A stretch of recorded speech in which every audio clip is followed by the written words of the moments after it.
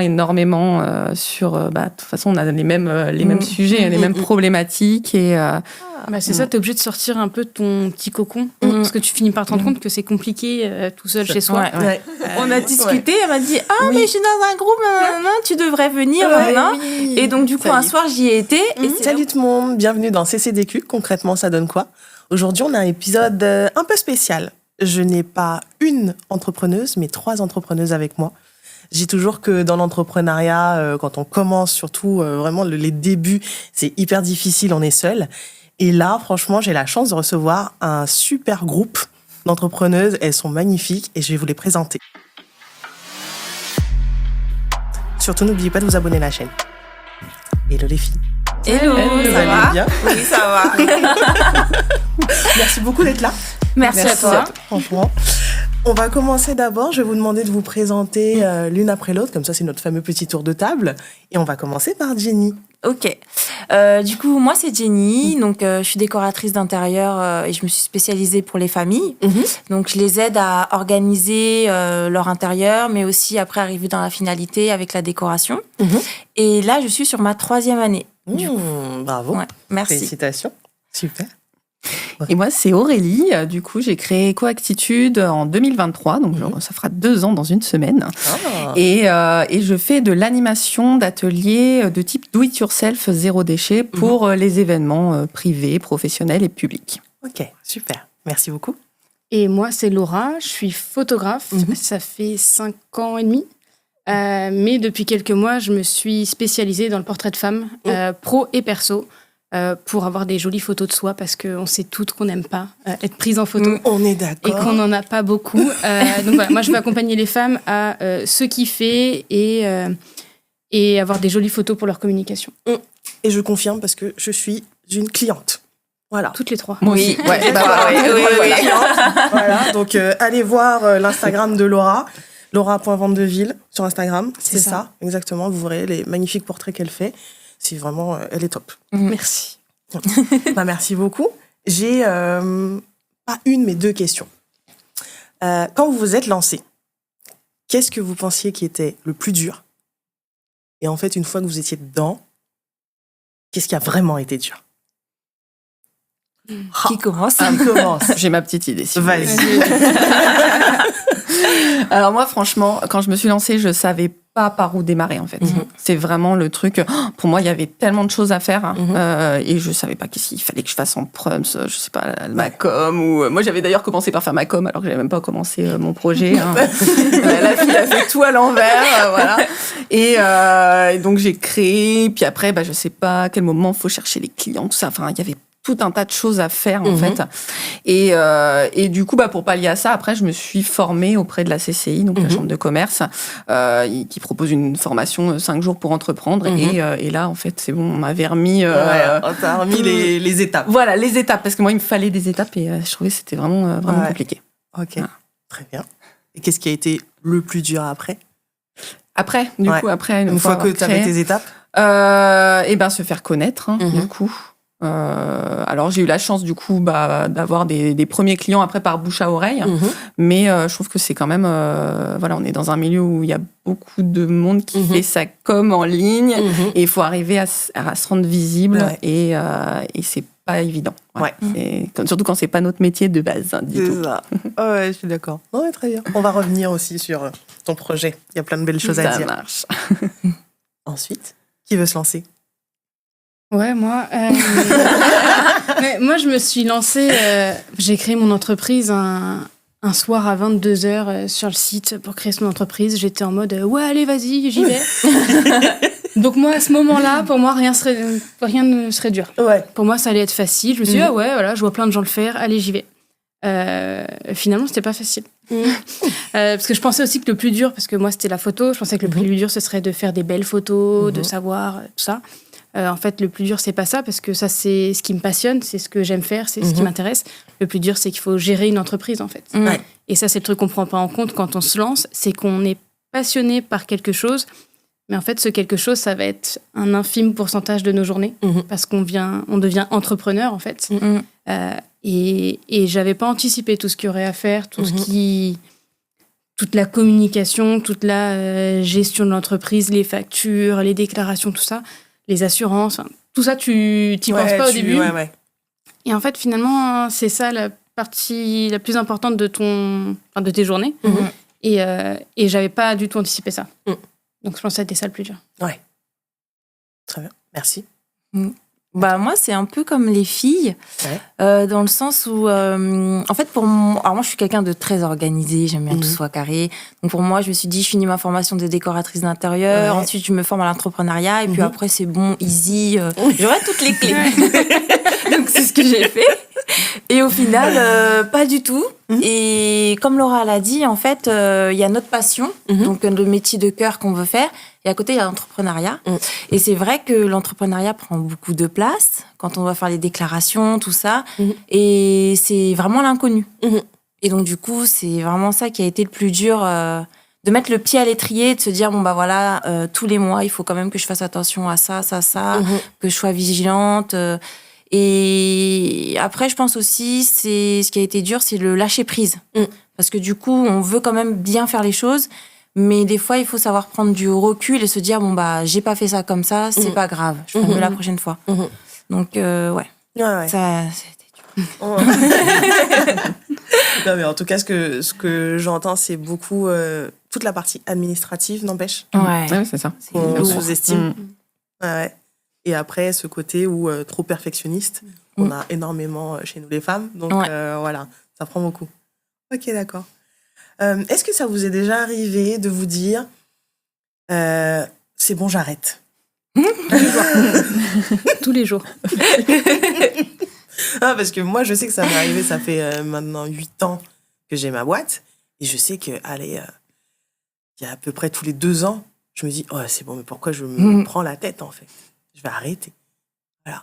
Et vous, ça vous est arrivé souvent ou c'est bon, ça commence à partir? Alors moi, pour être honnête, c'est arrivé en novembre 2024. Donc c'était récent. Et en fait, je me suis dit, bon, vas-y, ça me saoule, j'arrête. Je dépense énormément d'énergie. Le retour est pas très haut. Est-ce que ça vaut la peine de continuer? Est-ce que ça vaut la peine d'embarquer encore ma famille dans ça? Et en fait, on aime tellement ça. C'est comme de l'adrénaline. On se dit... bon, bah non, c'est bon, je continue. Et bon, après, moi, c'est vrai que j'ai la chance d'avoir une mentor qui m'accompagne sur l'entrepreneuriat quand j'ai des conseils, enfin, quand j'ai besoin de conseils.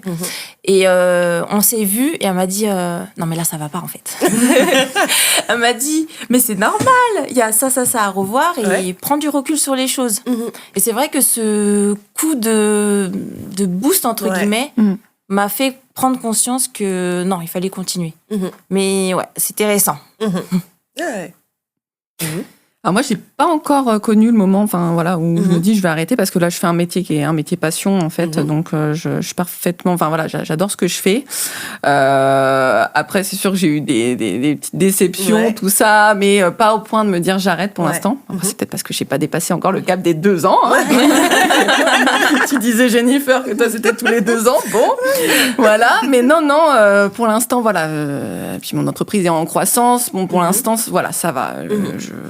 Je touche du bois, exactement. Je me suis pas encore posé cette question, donc j'espère que ça va. J'espère que tu te la poseras. Oui, voilà. Mais ça peut arriver, j'en suis consciente. Ouais, moi j'ai dit tous les jours tout à l'heure pour rigoler, mais en fait moi j'ai un peu des phases très ascendantes et descendantes. Donc en fait dans une même journée, je peux dire que je suis la meilleure et que finalement l'après-midi je vais dire j'ai une grosse crotte. Donc oui, moi je me suis posé souvent la question parce que voilà, à chaque fois que moi il y a une émotion qui passe, c'est fois 1000 et du coup voilà, le moindre petit doute peut me faire me dire non, c'est bon, j'arrête. La moindre remarque que quelqu'un va me faire, je me dis bah voilà, en fait j'ai raté, je suis nulle et ça sert à rien que je continue. Mais je continue parce que je sais que c'est une facette de ma personnalité qui est comme ça et que faut pas que je m'arrête à ça. Mais moi pareil l'année dernière en fait, j'ai eu ce truc de me dire non mais j'arrête. Ça fait 4 ans que je fais les montagnes russes. Est-ce que ça vaut la peine de continuer? Et en fait finalement j'ai vachement réfléchi, j'ai posé un peu ce qui était important pour moi. Excuse-moi. Ce qui était important pour moi, ce que je voulais vraiment faire, et d'arrêter de vouloir faire les choses qui plaisent aux gens. Et de faire ce qui, moi, m'anime. Et du coup, ça a débloqué un peu quelque chose. Donc, jusqu'à encore il y a quelques semaines, j'étais en mode, non, mais je sais pas si je continue. Et là, je suis plus dans une phase où, non, si j'ai envie d'y aller et de me donner les moyens à fond de faire ce que je suis capable de faire. Ouais, c'est beau ça. On verra. C'est clair. Ouais. Et est-ce que, comme Jenny, vous vous faites accompagner ou justement vous soutenez l'une l'autre? Moi, je me fais pas accompagner. Enfin, pas en ce moment, en tout cas. J'ai fait des coachings qui m'ont aidée. Dans quoi? J'ai fait principalement des coachings de photographes. On était un groupe de photographes, j'avais fait ça pendant 3 mois, où du coup, on avait des tips, toutes les semaines, on avait un exercice, on avait des réunions tous ensemble en visio, et ça permettait en fait de te faire avancer sur trouver c'est quoi ma zone de génie, c'est qui ma cible, c'est qui, tout ça. Ça m'avait vachement aidée. Je pense que là, du coup, c'était il y a 2 ans, donc il faudrait que je le refasse, que je reprenne les exercices parce que ma cible n'est plus la même, je ne suis plus la même. Enfin, il y a plein de choses qui ont changé. Mais du coup, ça m'avait vachement aidée. Ça m'avait reboosté d'être accompagnée, d'être en groupe, parce que du coup, tu as un peu l'énergie du groupe qui t'entraîne. Donc voilà. Ouais, là, actuellement, je n'ai pas spécialement de mentor. Mais il y a des moments où tu sens que... c'est ça. Il y a eu, et des fois, en fait, tu viens te raccrocher à ce qu'il y a eu, et ça aide. Ok. Oui. Alors moi, je suis accompagnée actuellement par un incubateur, donc à Montreuil. C'est un groupe de femmes, en fait, avec des projets à impact. Et je trouve que ça me booste énormément, en fait. C'est vraiment... En plus, on a des intervenants sur différents sujets. Vraiment, des fois, quand j'ai des petits moments un peu de creux, ça me remonte un peu le moral. Ça me donne plein de nouvelles idées. Ouais. Donc, c'est vraiment très, très chouette. Là, ça va finir bientôt. Donc après, sinon, j'ai aussi derrière... effectivement, les copines entrepreneuses. Et ça, c'est hyper important parce qu'on vit la même chose aussi. Ouais. On se comprend énormément sur... de toute façon, on a les mêmes sujets, les mêmes problématiques. Et c'est chouette de se voir de temps en temps, de se retrouver, de discuter de nos petits soucis et nos choses succès, agréables aussi. Voilà, nos succès. Exactement. Et puis en plus de ça, j'ai mon conjoint aussi à la maison qui me soutient énormément. Donc, c'est un peu... on va dire mon mentor aussi là-dedans. Il me soutient beaucoup, donc ça c'est plutôt chouette. Hein. Ah oui, c'est bien quand t'as à la fois le soutien à la maison, le soutien des copines et tout. Non, c'est bon, c'est. D'où le fait que j'ai pas encore. C'est bien que ça continue. Je suis très bien entourée. C'est très important vraiment l'entourage. Ouais. T'as commencé tout de suite hyper entourée. En plus, toi, avant même d'avoir lancé ton entreprise, c'est ça. T'avais déjà commencé à t'entourer d'autres entrepreneurs. Je vous ai connu justement avant que je démarre et ça fait la différence. Vraiment, c'est très important. Ça m'a aidé beaucoup. Justement, comment t'as fait pour te retrouver à porter la flamme olympique? Non, mais... Comment ça arrive, je sais moi-même pas en fait. Voilà, c'est toute ma vie. Ça c'est on a déposé une candidature. J'ai raconté justement ce que je faisais parce que c'était ouvert à tout le monde en fait. Tout le monde pouvait s'inscrire. Et puis j'ai dit que je faisais j'étais entrepreneuse dans le développement durable. Je faisais des animations pour aider les gens à consommer autrement. J'ai tout raconté un peu sur ma vie, puis mes aventures que j'ai fait aussi, des petits défis que je me suis fixés, un peu sportif aussi, j'avais un peu le mix. Et puis, alors du coup, j'avais reçu un premier mail pour me dire, vous êtes parmi les personnes qui peuvent être sélectionnées. Mais c'était pas encore, on était en 5000 encore. Quand même. Et Non, mais sur le coup, je me suis dit, non, de toute façon, j'y croyais pas une seconde. Je me suis dit, non, ils vont prendre des gens qui font vraiment, vraiment du sport, quoi. Et non, en fait, ils étaient aussi soucieux de tout ce qui était, toutes les gens qui aidaient aussi à un monde, on va dire, un peu plus vert, meilleur, voilà. Okay. Et du coup, j'ai eu un mail aussi après, quelques mois après, qui me disait, non, c'est bon, vous êtes sélectionnés. Et ça, c'était fou. Et en fait, ça m'a aidé aussi professionnellement parce que du coup, ça m'a aidé à me faire connaître. J'ai ma ville qui m'a fait un article, j'ai l'agglomération aussi. Et non, c'était une très très belle expérience. Ah, c'est clair. Je me souviens, on était devant la télé. Non, c'était incroyable. Mais oui, mais On a tous Non, c'est fou. Ben, comme quoi, dans la vie, il faut toujours oser, en fait. Ouais, c'est ça la leçon que j'en tirerai, quoi. En fait, c'est vraiment, on s'en fout, même si on n'a pas de chance, on va essayer et peut-être qu'un jour, ça va passer. Comme ça. Là, le truc inattendu, totalement. Voilà. Ouais, c'est top. Autre question. Et là, c'est pour Jenny. Oui. Comment t'as atterri dans la décoration d'intérieur? Ouh là là. Alors, moi, à la base, j'ai fait des études pour créer des vêtements. Donc, j'ai toujours ce côté un peu créatif et tout. Mais c'est vrai que, oui, c'était pour créer des vêtements pour les femmes et les enfants. Et quand j'ai fini mes études, j'ai commencé à travailler dedans. Et en fait, je me suis dit, mais qu'est-ce que je fais là? Je me retrouvais dans un bureau, j'étais toute seule. Alors, je suis quelqu'un qui est très solaire et sociable. Ouais. Et là, je me suis dit, non, ça va pas, il faut que je change. Donc, je me suis bifurquée sur de la vente. Alors, j'avais le côté social, c'était top. Ça m'a permis aussi d'avoir un peu ce côté un peu plus leader, prendre des décisions et tout. Donc, c'était génial. J'ai fait ça pendant 7 ans. Et un jour, en fait, ma cousine m'appelle. Et elle me dit, bon, voilà, Jenny, c'est bon, je me suis inscrite à l'école pour faire ma formation de décoratrice d'intérieur. Et du coup, je lui ai dit, ah ouais, tout, t'as passé le pas? Elle m'a dit, oui, c'est bon, j'ai envie de changer et tout. Je lui ai dit, bon, bah, ok. Le soir même, je regarde mon conjoint et je lui dis, bon, bah, je fais la formation. Coup de tête. Oui, je fais coup de tête. J'avais envie de changer, ce côté créatif me manquait. Ouais. Et je me suis dit, bon, bah, vas-y, je le fais, qui ne tente rien à rien. De toute façon, ça va me permettre d'apprendre d'autres choses et je garde mon salariat à côté. Donc, je fais la formation et tout. Et finalement, au bout d'1 an et demi, au niveau du salariat, ça va un peu moins bien. Donc, je me suis priorisée, je me suis écoutée et je me suis dit, bon, bah voilà, on essaye. Ouais. Et voilà. Du jour au lendemain, non, j'ai quand même essayé de faire les choses avec organisation, parce que bon, j'ai quand même une vie de famille. Ouais. Et mais ouais, en 3 mois, j'ai quitté mon entreprise de salariat et je me suis dit, bah, je me mets dedans. Ouais. On va voir ce que ça va donner. Et j'en suis là maintenant. Ouais, bravo, non, c'est un beau parcours, c'est vachement sympa. Et est-ce que tes compétences en vente t'ont aidé actuellement dans ton métier? Oui, énormément. Ouais. Je le ressens en fait tous les jours parce que finalement, ce que je retrouve, c'est que même si aujourd'hui je propose un service qui pour le coup me tient énormément à cœur parce que j'aide en fait une famille à améliorer leur intérieur, j'ai ce côté où je dois vendre mon service. Donc les étapes de vente, tout ça, c'est ce que je retrouve en fait dans ce que je faisais quand j'étais hôtesse de vente. Et il faut savoir aussi que l'entrepreneuriat, c'est un long chemin. Ouais. Donc c'est vrai qu'aujourd'hui, j'ai toujours cette casquette de décoratrice d'intérieur, mais à côté de ça, j'ai repris un mi-temps dans la vente. Et c'est vrai que là, d'avoir les deux, bah, ça m'apporte encore plus de choses que si j'étais que entrepreneuse. Ok. Parce que ça m'a permis de revoir en fait tout le côté vente. Comment satisfaire le client, comment faire en sorte de mieux le comprendre. Et donc... Et t'as un petit conseil vente là à nous donner pour les gens qui nous écoutent? Oui, s'écouter, imposer ses limites quand même. Parce que du coup, il faut satisfaire son client, mais il faut aussi s'écouter.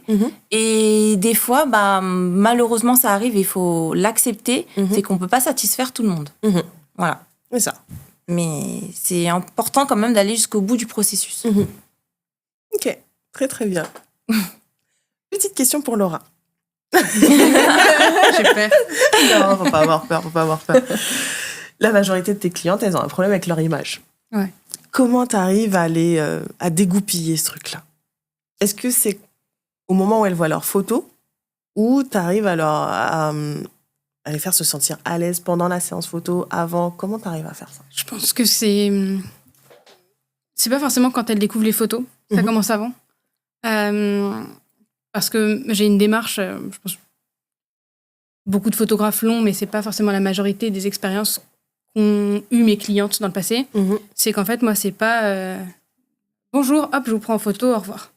Moi, j'ai besoin de connaître les gens. C'est un besoin qui est important pour moi et que du coup, je me dis est important aussi pour mes clientes. Donc, en fait, il y a vraiment toute une phase où on fait connaissance, on se rencontre autour d'un café pour papoter, pour apprendre à se connaître, pour savoir quels sont les besoins de ma cliente, quel est son rapport à son image, déjà. Souvent, il n'est pas au top quand on se rencontre. Mais voilà, en fait, on discute et j'essaye de creuser, de savoir, sans aller dans quelque chose de trop psychologique, mais juste d'apprendre à écouter ce qu'elle a à dire. Parce que oui, il y a peut-être des choses qui la dérangent dans son image, peut-être que des fois, c'est même pas tant son image, c'est la façon dont les autres l'ont prise. Enfin, c'est pas son estime d'elle, quoi. C'est la façon dont les autres l'ont prise en photo ou autre. Donc, en fait, on va venir essayer de déconstruire un peu tout ça, de discuter, de savoir ce qui peut bloquer. Et puis, j'aime pas non plus parler trop longtemps de ce qui peut bloquer, de ce qui va pas. Donc, on va plutôt parler des choses qui vont bien, de qui elle est, ce qu'elle aime faire, des choses sur sa vie, son expérience. Et en fait, déjà, ça permet de créer un premier lien où ça crée de la confiance. Et donc, du coup, elle commence à se sentir un peu plus à l'aise. Tout le temps entre le moment où on s'est rencontrés et le moment où on va faire la séance, il y a eu encore des échanges. On a appris à discuter.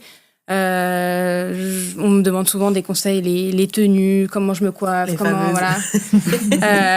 Ça, on l'a toutes et moi la première.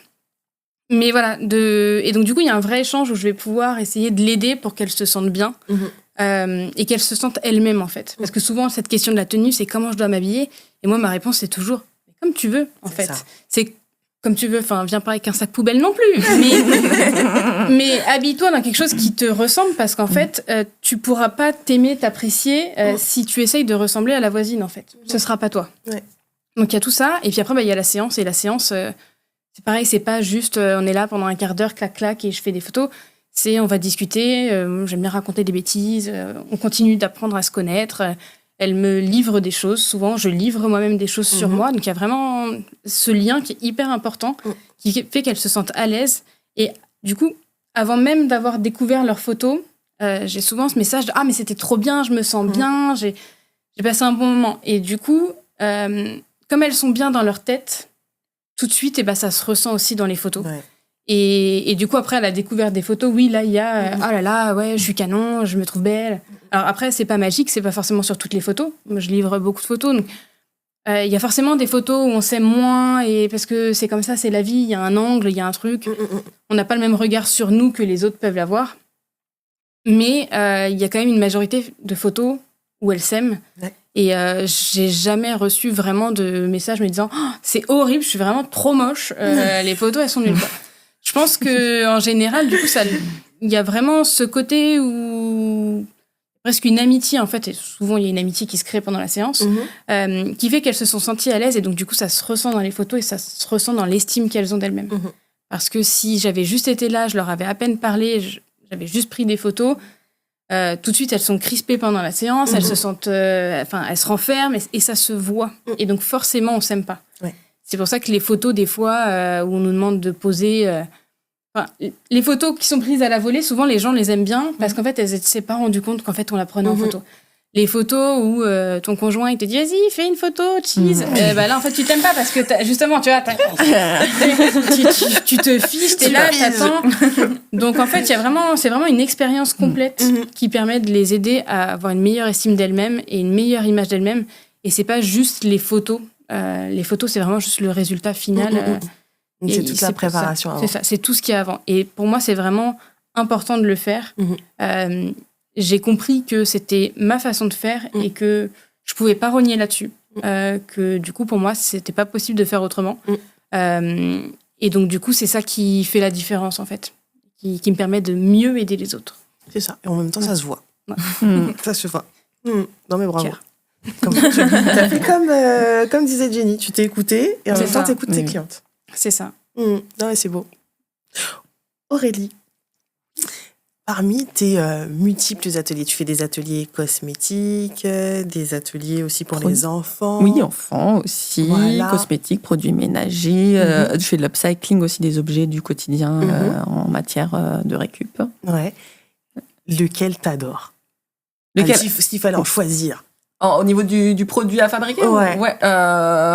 Lequel j'adore, c'est le parfum solide. Je fais des ateliers parfums solides, Ah fait, parce que c'est plus qu'un atelier de confection. C'est en plus, il y a un vrai atelier sensoriel, en fait, avant, où les personnes vont fabriquer leur propre parfum, en fait.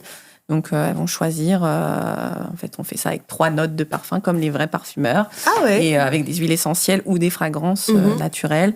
Et voilà, on va composer juste à temps qu'on trouve le bon parfum qui nous ressemble et que personne d'autre n'aura chez soi. Et voilà, c'est un parfum sans alcool qui va pas brûler la peau. C'est vraiment, il y a vraiment que 2 ingrédients pour la base. Et après, c'est des huiles essentielles et des fragrances. C'est quelque chose de très simple et c'est sympa. Et j'aime beaucoup cet atelier. Voilà. Ouais. Et je peux le faire aussi bien avec des enfants qu'avec des adultes. C'est ça craint pas. Au final, tout le monde peut le faire. Ça va. Ouais. C'est top. Je viendrai au prochain atelier. On organise Voilà. C'est dans les tuyaux, là. Regarde le stock de parfum. Voilà. C'est ça. Et tu fais des ateliers en entreprise aussi? Oui. Alors, je commence d'ailleurs. Je démarre parce que c'est vrai que les entreprises, c'est plus compliqué à démarcher. Mais c'est vrai que j'ai commencé beaucoup par les mairies. Et là, maintenant, effectivement, je fais des team building en fait en entreprise où soit en fait on est plusieurs autour d'une table. Ça peut aller jusqu'à une quinzaine de personnes en même temps, voire en binôme pour fabriquer son produit. Généralement, c'est des ateliers d'1 à 2 heures. Et soit aussi, j'ai un format stand où là, par exemple, pendant la pause du midi ou ça peut être pendant un événement particulier, un peu RSE, où là, je vais avoir mon stand et les gens viennent quand ils peuvent. Ils fabriquent leurs produits, ça prend une quinzaine de minutes, 15-20 minutes. C'est rapide. Et ils repartent. Et en même temps, je les ai sensibilisés, du coup, à tout ce qui était consommation durable. Ouais. Donc voilà, c'est vraiment quelque chose que j'essaie de développer. Et est-ce qu'ils sont de plus en plus réceptifs à ce mode de consommation? Parce que je sais que, tu vois, moi, par exemple, à chaque fois qu'on me parlait de consommation durable, de 0 déchet et tout, j'imaginais une montagne de choses à faire dans mon quotidien. Et effectivement, en discutant avec toi, en fait, en faisant petit à petit, ça passe. Voilà, j'ai compris. J'ai compris le truc. En fait, là, le but justement des ateliers, c'est de leur montrer que ça peut être très simple, en fait. Il ne faut pas se prendre la tête. Et déjà, en fait, c'est simple, c'est efficace aussi, parce qu'on pense souvent que des choses un peu naturelles, ça ne marchera pas aussi bien. Je le vois pour la lessive, tout ça. Oh, il n'y a pas d'odeur. Bon, bah oui, mais c'est pas grave qu'il n'y ait pas d'odeur, en fait. C'est pas ça qui nettoie, tu vois. Et puis au pire, on peut mettre des choses dedans. Et en plus, c'est économique, déjà. Donc là, en ce moment, en plus, c'est un peu la crise. Donc, parler du sujet économique, ça parle beaucoup aux gens. Voilà. Donc, en fait, c'est que des avantages. Et puis, franchement, ça prend 5 minutes. Alors, c'est sûr qu'il ne faut pas se lancer, je dis aux gens, il ne faut pas se lancer dans tout à la fois. Ouais. Alors, je sais pas, allez, on va plus prendre la voiture, on va faire tous ces produits maison, et en plus, on va acheter toute l'alimentation en vrac, et puis voilà, on va faire tout ça d'un coup, et puis là, non, en fait, c'est une charge mentale énorme. Moi-même, j'ai commencé petit à petit, en fait. J'ai commencé justement par fabriquer mes produits il y a 8 ans. Ouais. J'avais commencé par la lessive, et puis petit à petit, j'ai intégré des choses à mon quotidien, et voilà, en 2019, hop, j'ai fait le pas de lâcher la voiture, et puis ainsi de suite, quoi, en fait. Ouais. Donc, on peut tous s'y mettre, et de façon à ce que ça soit pas une charge trop importante mentalement. Et voilà. Il faut vraiment faut y aller petit à petit. Moi, mon prochain challenge, c'est les tablettes de lave-vaisselle. Ma sœur m'a envoyé une petite recette et tout, facile à faire. C'est hyper facile. Ouais, voilà. Ça, c'est le prochain truc. Eh bien, écoute. N'hésite pas si tu as besoin de conseils. Avec plaisir.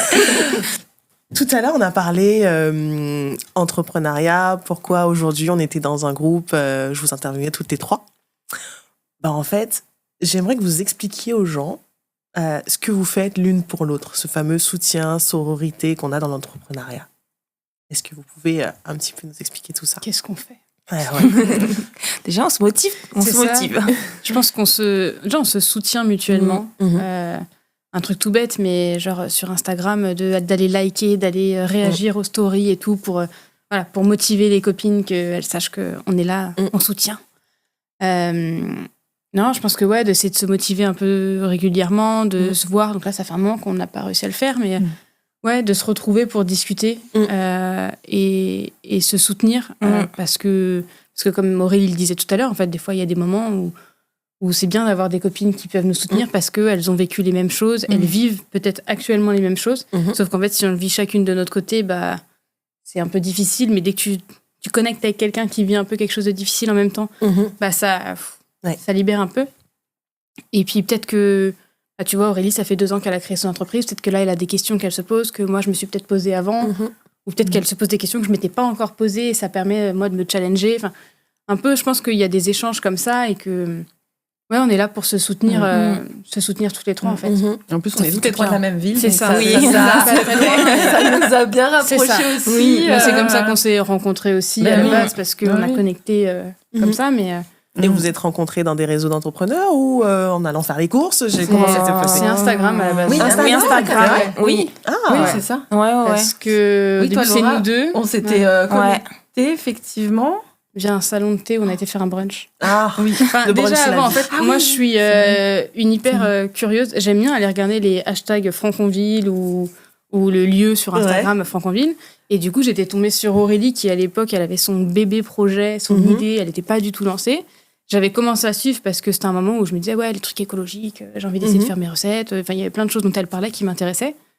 Et en fait, un jour, on est allé faire un brunch dans le même salon de Sans thé à savoir, Franconville. Sans savoir. Hasard, On était vraiment- l'histoire de fou. On était vraiment de la table à côté. Ouais. Et en rentrant chez moi, je regarde les stories Instagram repartagées par ce salon de thé.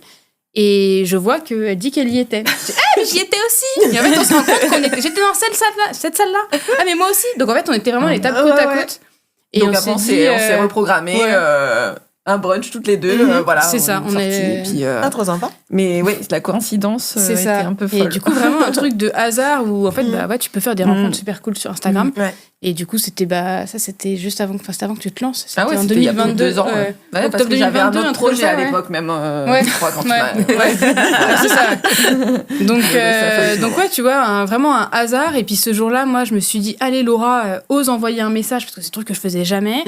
Et en fait, du coup, on a connecté et on s'est vus et on a discuté. Puis après, elle m'a dit, ah bah j'ai un groupe d'entrepreneuses. C'est comme ça que je t'ai rencontrée.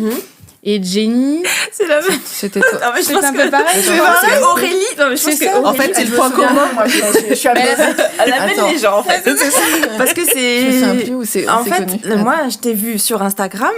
On a parlé un petit peu et après, j'ai été à ton atelier. Ah ben oui, bah chez eux. Voilà, oui, exactement. oui, qui n'existe plus d'ailleurs Voilà, maintenant. exactement.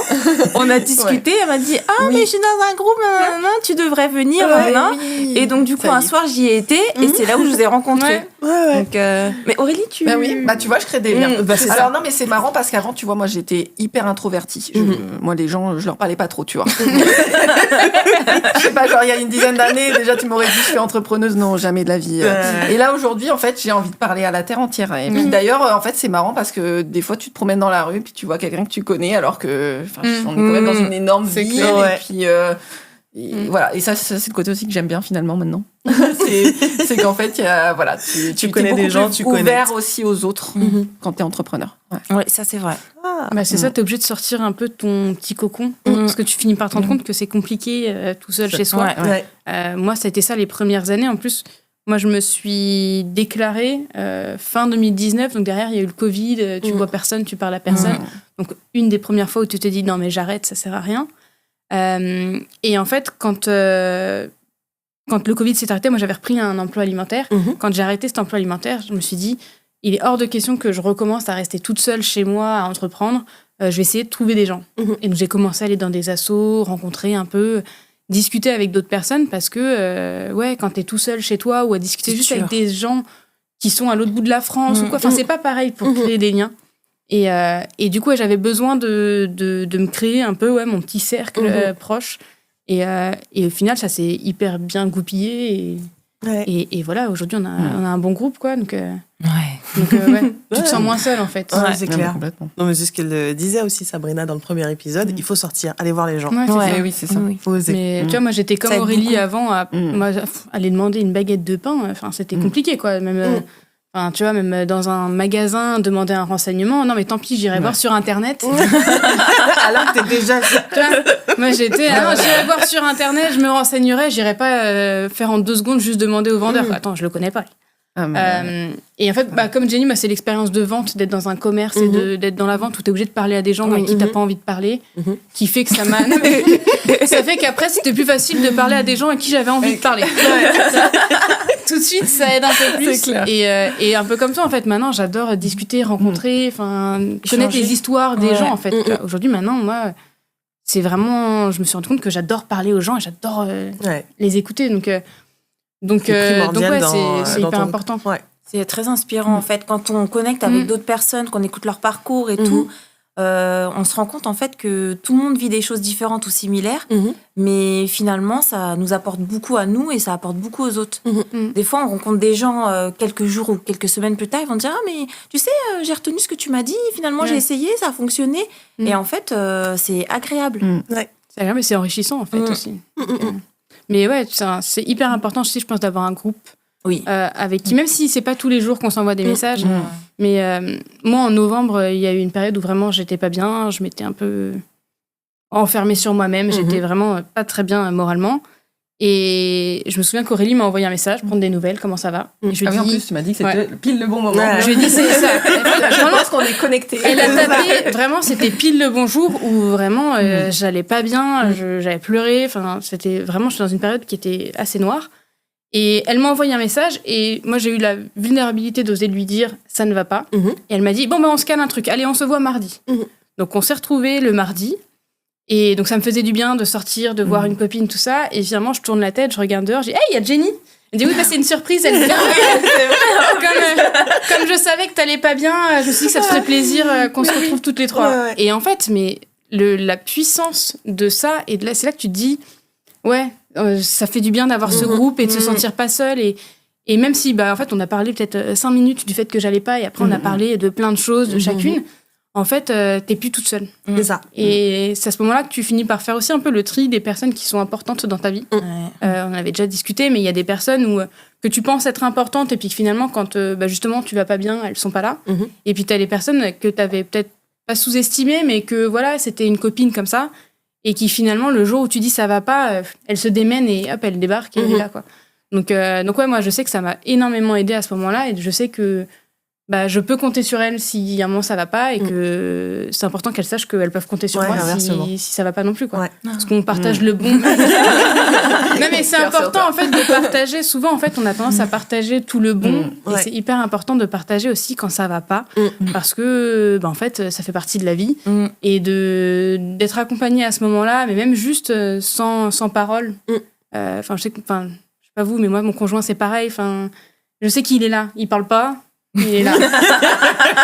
Écoute, je l'entraîne. Tu vois, c'est comme ChatGPT, tu l'entraînes à comprendre. Mais en fait, cette présence, en fait, de savoir que t'es soutenu et la personne, elle est là, et même si on va pas parler pendant 3 heures de ce qui va pas, au moins tu sais que t'es pas toute seule. Donc c'est hyper important d'avoir ces liens, en fait, au quotidien. Et de pouvoir les créer. C'est ça. Ok. En parlant Instagram. Sujet peut-être qui fâche. Qui est la meilleure? Ça dépend des jours. C'est quoi votre relation avec Instagram? Au niveau des posts, est-ce que ça vous ramène des clients? Est-ce que c'est utile pour vous? Soyons honnêtes. Je commence. Moi, c'est une vitrine. Ça me ramène pas forcément de clients. Mais c'est juste une vitrine. Pour me dire, OK, elle fait ça, elle fait ça. Parce que je sais que quand je vais dans certains réseaux d'entrepreneurs, il y a des événements, on me dit « Ah, je te connais, je t'ai vu sur Instagram ou je t'ai vu sur LinkedIn. » Voilà. Ça, c'est mon expérience, pour l'instant. Je suis d'accord. Tu veux commencer? Je sais pas. Je suis d'accord avec toi.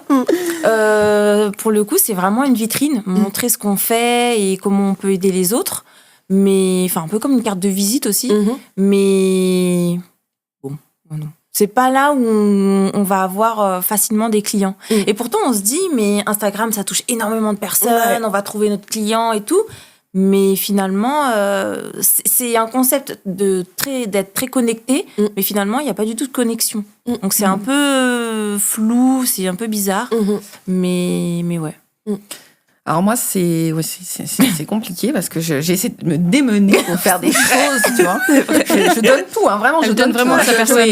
des trucs, je fais des vidéos, j'essaie de faire des trucs drôles, de mettre des quiz et tout, tu vois, de faire parler les gens, mais les réactions, c'est compliqué. Ouais.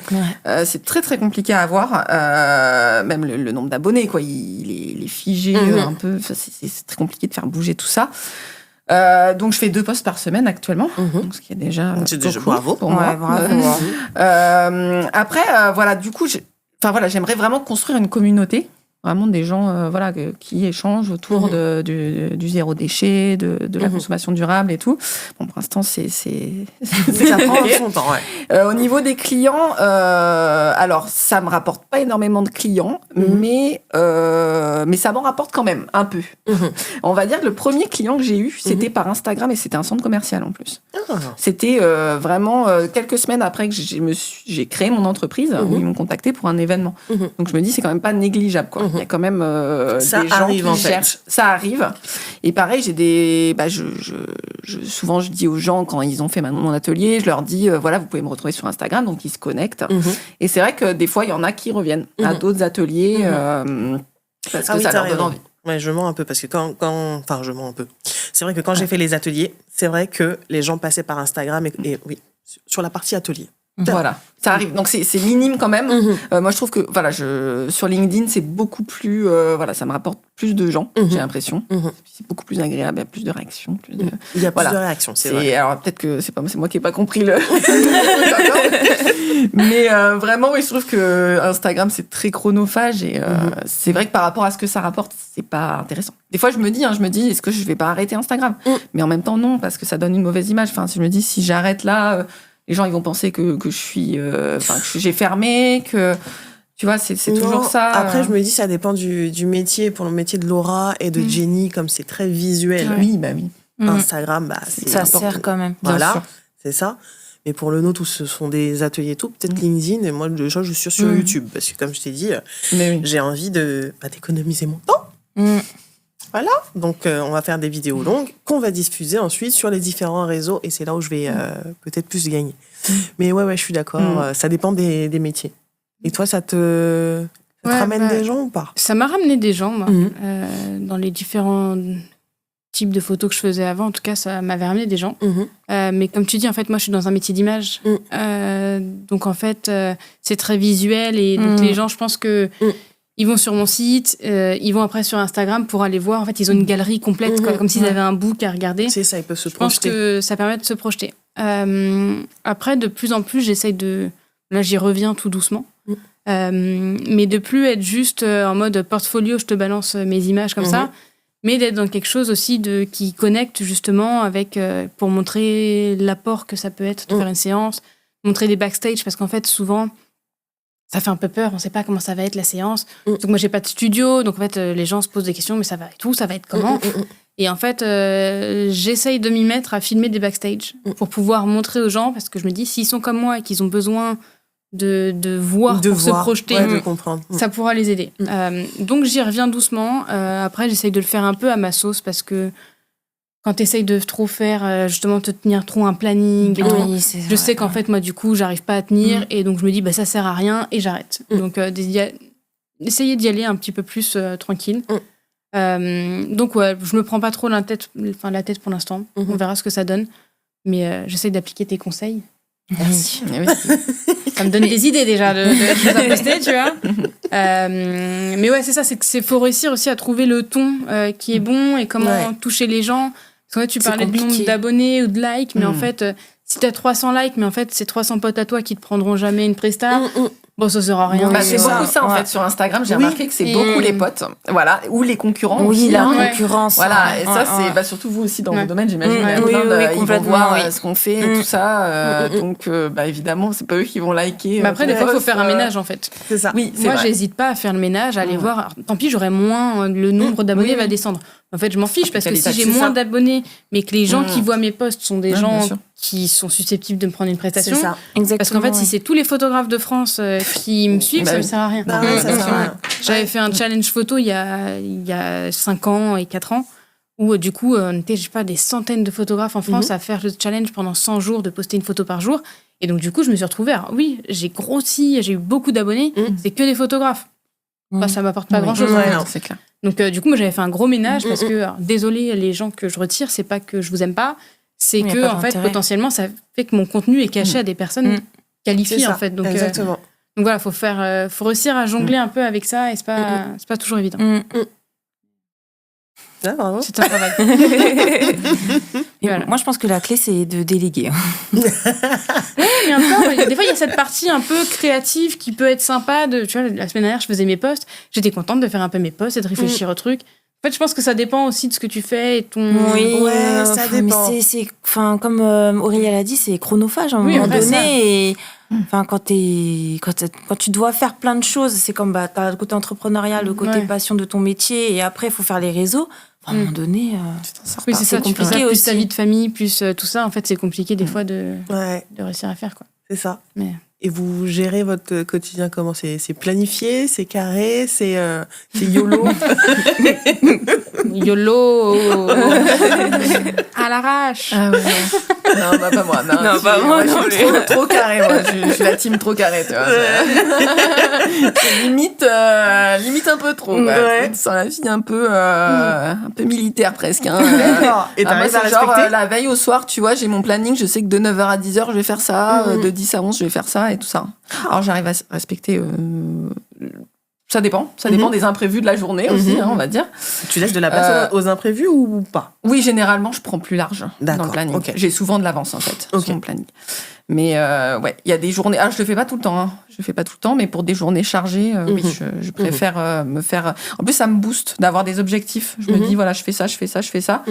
Au moins, j'ai pas besoin de réfléchir. Je perds pas de temps, c'est tac, et puis... Et tu descends la journée. Et puis, c'est bon. Et voilà, à la fin de la journée, c'est bon, j'ai tout fait. Et la batterie. En plus, je suis contente. Ouais, plus de batterie. Après, par contre, voilà. Voilà. Non, ça, c'est peut-être un peu trop, mais non, je m'en sors bien comme ça. Mais donc, voilà, c'est ton... ça fonctionne à peu près. C'est ton rythme à toi. Oui. Et toi aussi? Moi, je suis team Aurélie. Faut que ce soit carré, il n'y a pas le choix.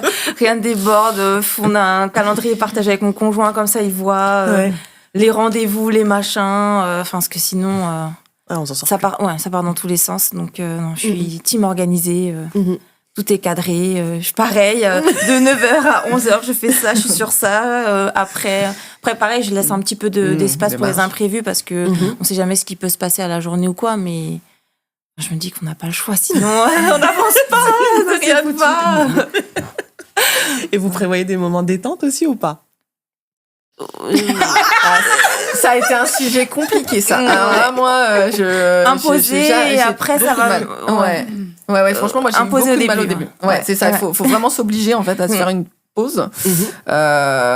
J'ai beaucoup de mal. Alors, moi, je m'accorde une journée... Enfin, j'essaie de m'accorder une journée par mois, déjà, où je fais des choses vraiment détentes et où je fais pas de boulot, mais c'est compliqué parce que je suis tout le temps en train de regarder vers Instagram, de regarder mes mails, évidemment. C'est pas une vraie déconnexion. C'est pas une vraie déconnexion. Donc ça, c'était un gros sujet. C'est que vraiment, je peux enchaîner comme ça et je le ressens au bout d'un moment. Enfin, on le ressent. Mine de rien, c'est hyper important de faire une pause parce que on peut pas enchaîner des journées comme ça sans rien. Évidemment, on va être moins productif. Donc j'essaie, mais c'est pas facile. Non, c'est dur. Franchement, c'est dur, mais en fait c'est bizarre, mais c'est vrai qu'on a envie de prendre ce temps-là pour nous ou même passer un moment avec notre famille. Mais il y a ce côté j'ai envie d'avancer qui fait que on déconnecte pas vraiment. Donc, et puis on culpabilise aussi de prendre cette pause, en fait. C'est ça, exactement. Mais tu te rends compte, il y a des gens, ils sont en train de bosser, ça se trouve. Moi, je me prends une pause, quoi. Enfin, c'est le salariat. C'est horrible. En fait, on a tellement été habitués, en fait, où c'était carré, comme ça, t'as tes horaires, t'as ta pause à tel moment et tout. Par contre, entrepreneuriat, tu t'adaptes à toi, comment tu te sens et tout. Mais en fait, c'est de réussir à faire ce décrochage-là, mais on a du mal, quand même. Ouais. Non, je suis d'accord. Moi, des fois, même, je cuisine et j'écoute un podcast à côté pour me former. Donc, je peux rien dire. Très bien. Autre question. Comment vous faites pour gérer le fameux syndrome de l'imposteur? Vous l'avez toujours ou pas? Oui. Je l'ai plus. Tu l'as plus? Je l'ai plus non plus. Bien. Ouais. Et c'est parti à quel moment? Alors moi, je me suis formée en fait, parce que moi, j'étais pas du tout issue du domaine cosmétique, tout ça, enfin fabriquer ses cosmétiques, où je le faisais moi-même. Il n'y a pas d'obligation dans l'animation d'atelier de faire des formations, mais enfin, je trouvais que c'était indispensable, quoi. Parce que les gens, ils me posent des questions sur leur peau, sur tout ça, je pouvais pas répondre à côté de la plaque, c'était pas possible. Donc je me suis formée pendant 4 mois avant de commencer ce projet à la cosmétique. Et mine de rien, du coup, ça m'aide. Alors c'est sûr qu'au début, j'étais pas super à l'aise, même dans l'animation d'atelier, on tâtonne, est-ce que je fais ça comme ça, comme ça. Mais voilà, avec l'expérience, en plus, voilà, au fur et à mesure, ça s'acquiert. On sait ce qui va se passer. C'est plus fluide. Voilà. Ouais. Mais je me suis formée autant à la cosmétique qu'à, comme je disais tout à l'heure, à l'entrepreneuriat aussi. Parce que ça, c'est pareil. C'était pas du tout. Moi, j'ai fait 10 ans de salariat. C'était pas du tout. Je m'y connaissais pas. C'est pas les mêmes codes en plus. Non, c'est pas du tout les mêmes codes. Donc c'est vraiment la formation qui m'a permis de me sentir à l'aise. Ça et l'expérience. Ok. Là, je suis un peu comme Aurélie. C'est vrai que... alors moi, j'ai eu un gros déclic l'année dernière, en début d'année. J'ai pris, en fait, le risque oui et non, mais j'ai choisi, en fait, de me faire accompagner par une personne qui fait de la décoration depuis énormément de temps et qui a lancé sa formation et tout. Et c'est vrai que ça m'a beaucoup aidé à prendre confiance en moi sur le fait que, oui, je suis légitime de faire ce métier-là. Et ce qui est bien dans l'entrepreneuriat aussi, c'est que ça nous permet d'apprendre à nous connaître, savoir nos faiblesses, nos forces. Et le fait d'avoir fait tout ce travail-là l'année dernière m'a permis en fait de me détacher de cette image de je suis une imposteuse, je sais pas faire ça, alors qu'au final, si. Ouais. Donc... Et quand tu accompagnes du coup les familles, maintenant que ça y est, tu as cette posture, tu as confiance en toi et tout, c'est souvent des projets qui tournent autour de quoi? Ce sont des pièces, c'est carrément tout l'appartement, toute la maison, c'est c'est quoi? Ça varie. Alors après, souvent, c'est surtout... alors, quand on est sur la partie 3D, parce que du coup, je fais aussi des visuels 3D, on est surtout sur tout ce qui va être cuisine et salle de bain, parce que c'est des pièces qui sont techniques et on a besoin d'avoir quand même des plans. Après, quand je suis sur du conseil, souvent, ça va être le salon, parce que c'est le cœur, en fait, de la famille. C'est là où on passe plus de moments et généralement, ça demande quand même beaucoup d'organisation et que tout le monde prenne sa place. Ça m'est arrivé aussi de faire des chambres d'enfants. Mais pour le coup, c'est vrai que c'est surtout le salon, cuisine et salle de bain, où là, c'est beaucoup demandé. Ah ouais, c'est bon. D'accord, très très bien. Dernière question. Et ensuite, on va pouvoir terminer. Non, j'ai 2 questions en fait. J'ai des questions. On n'est pas pressé de partir. Voilà. Maintenant, là, est-ce que vous regrettez, entre guillemets, de vous être lancé? Et deuxième question, quel conseil vous avez, un conseil qui changerait la vie de quelqu'un qui veut se lancer dans l'entrepreneuriat? Commence. Moi, je veux bien. Du coup, moi, si je regrette, non, pas du tout. Alors là, non, vraiment pas. Je suis beaucoup plus épanouie qu'avant, clairement, sur tous les aspects. Et un conseil, d'oser, en fait. Tant pis, on va... en fait, faire le pas d'un... Enfin, je sais pas si on a un CDI ou quoi, c'est vrai, de se dire, on arrête et on se lance dans quelque chose où, l'inconnu, on ne connaît pas du tout, c'est pas grave. Enfin, voilà, on le fait. Et maintenant, il y a plein d'opportunités d'avoir le chômage, tout ça, donc on risque pas grand-chose. Et puis voilà, tenter, et puis ça marche pas, quoi. Au pire, on revient, on fait autre chose. Mais il faut vivre sa passion et faire ce qu'on aime dans la vie. Ok, merci. C'est beau. Oui, t'as vu.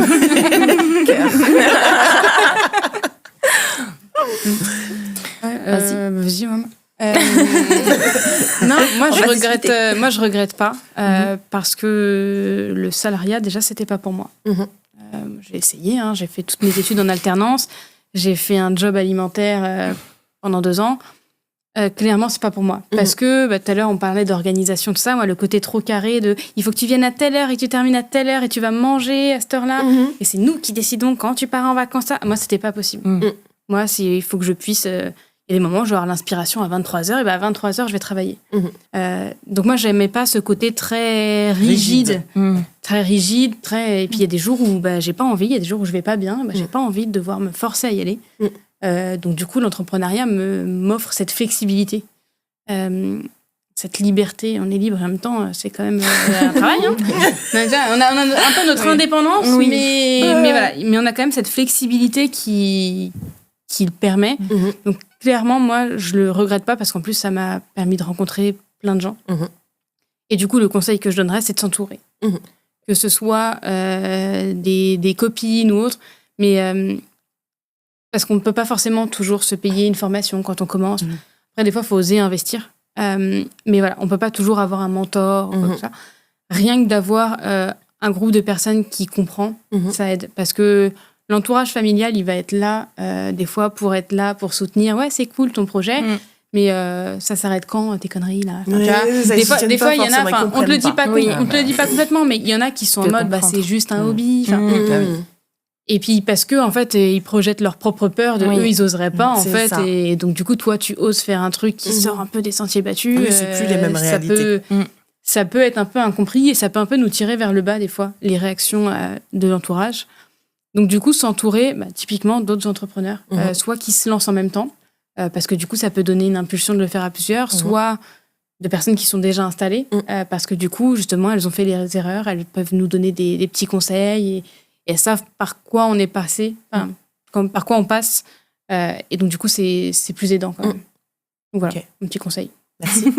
Un bon conseil quand même. Ouais, un bon conseil. Et moi, pour le coup, je suis comme les filles, je regrette pas du tout. C'est vrai qu'en fait, à partir du moment où on peut faire en fait notre passion un métier, ça change complètement la dimension de comment vivre et tout. Et c'est quelque chose que je regrette pas du tout. Alors oui, des fois c'est compliqué, c'est difficile, il faut se relever et tout. Mais je trouve que c'est ce qui donne quand même de la saveur à la vie. Ça permet de voir qu'on vit réellement en fait notre propre vie, ce qu'on fait. Ça nous permet aussi de nous lancer des challenges, de nous dépasser. Donc non, moi, sans regret. Après, le conseil serait un peu comme les filles, bien s'entourer. C'est vraiment très important et je tiens vraiment à souligner ce que Laura a dit sur le fait que, ok, il y a la famille qui nous soutient, mais vraiment les amis et les personnes en fait qui entreprennent un peu le même cheminement que nous, c'est vraiment essentiel parce que des fois, le côté famille ne peut pas comprendre ce qu'on ressent et ce qu'on vit. Et tout de suite, quand on appelle une copine qui sait en fait ce qu'on vit, tout de suite on redescend ça va beaucoup plus vite. Et c'est ça, exactement. Et on prend énormément de recul aussi d'un coup. Donc voilà. Dernière question que je fais tout le temps. Oui. C'est quoi votre musique préférée? Ouh là là. Moi j'y ai réfléchi, mais j'hésitais entre deux. Donc moi j'en ai une et en plus elle revient souvent en ce moment. Et c'est celle que on a mise lorsqu'on a fait le shooting photo. Ah ouais? Ouais, Girls, je sais pas quoi là. Who are the girls? Want to have fun. Non, celle-là, non, Beyoncé, non? Ah, c'est Beyoncé. Beyoncé. Who Runs the World. Ouais, voilà, c'est ça. D'accord, ok. Moi je dirais Gloria Gaynor, I Am What I Am. C'est pas forcément ma préférée du monde, mais en fait c'est un moment où j'allais très mal, où on m'avait reproché des choses sur ma personnalité, et je l'avais écouté à fond dans la voiture en disant moi je suis qui je suis comme ça, j'ai pas à m'excuser de ma personnalité, parce qu'en fait on a toujours tendance à toujours un peu se retrancher sur qui on est. Non, je suis qui je suis et je l'accepte, et les autres, tant pis pour eux si ça leur plaît pas. Je dirais celle-là. Ok. Moi c'est dur parce que j'ai une playlist, ça s'appelle, je l'ai appelée énergie, c'est quand je suis vraiment, tu vois, dans un bad mood. Et vraiment, j'ai un truc avec que des musiques hyper fun. Et la première, c'est Katy Perry, Firework. Tu vois, ça me booste. En fait, j'en ai plein de Katy Perry là-dedans. Tout ça, tu vois, enfin, tous les trucs, les trucs bien énergisants. Quand j'ai un refus de devis, tu vois, je mets ça. Je crois qu'on a toute une playlist un peu comme ça. On se partage les chansons. Voilà, on va faire ça, on va partager. Super. Génial. Merci beaucoup. Merci à toi. Merci à tous d'avoir regardé CCDQ. Je vais vous mettre toutes les infos de Jenny, Aurélie et Laura dans la description. Et surtout, n'oubliez pas de vous abonner. À très bientôt. Ouais.